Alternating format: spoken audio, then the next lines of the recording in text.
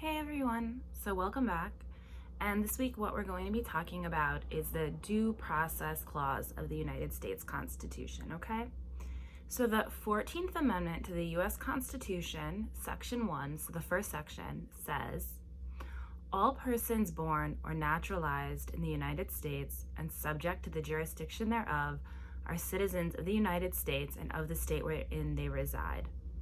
No state shall make or enforce any law which shall abridge the privileges or immunities of citizens of the United States, nor shall any state deprive any person of life, liberty, or property without due process of law, nor deny to any person within its jurisdiction the equal protection of the laws. So there is a lot within that, and some of it we've already studied about how the 13th, 14th, and 15th Amendments brought to the end of the Civil War, about different repercussions for Congress's ability to fight segregation and racism in this country. And now we're going to focus this week on the part that says, nor shall any state deprive any person of life, liberty, or property without due process of law. That part of Section 1 of the 14th Amendment is called the Due Process Clause.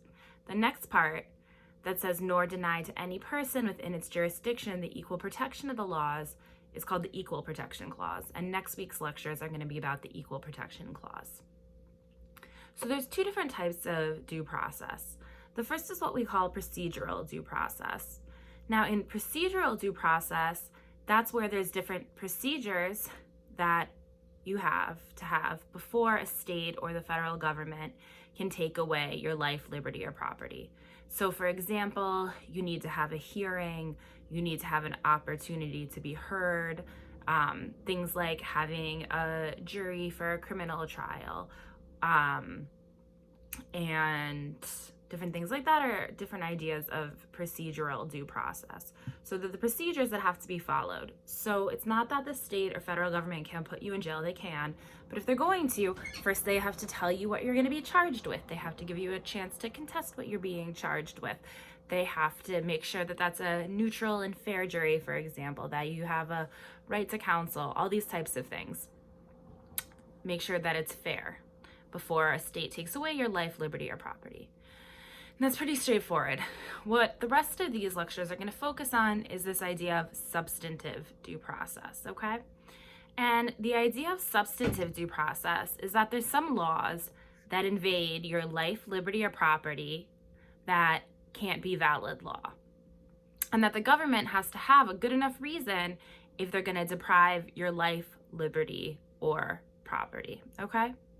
So this idea of substantive due process is outside of, even if you're not arrested for something, right? But if any government wants to make a law that takes away your life, liberty, or property, they need to have a good enough reason, okay?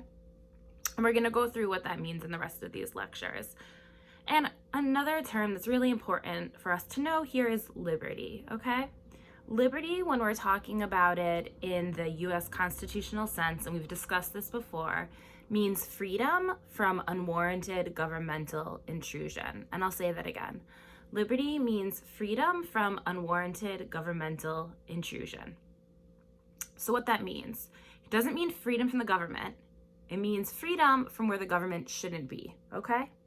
And where the government should or shouldn't be is obviously a big issue of debate. If you think about right now of the protests that are going on against lockdowns and social distancing and other measures to stop the spread of COVID-19, you'll see a lot of these signs talk about liberty, right? And things that say, give me liberty or give me death. And this is all of our liberty and we need to protect our liberty, okay?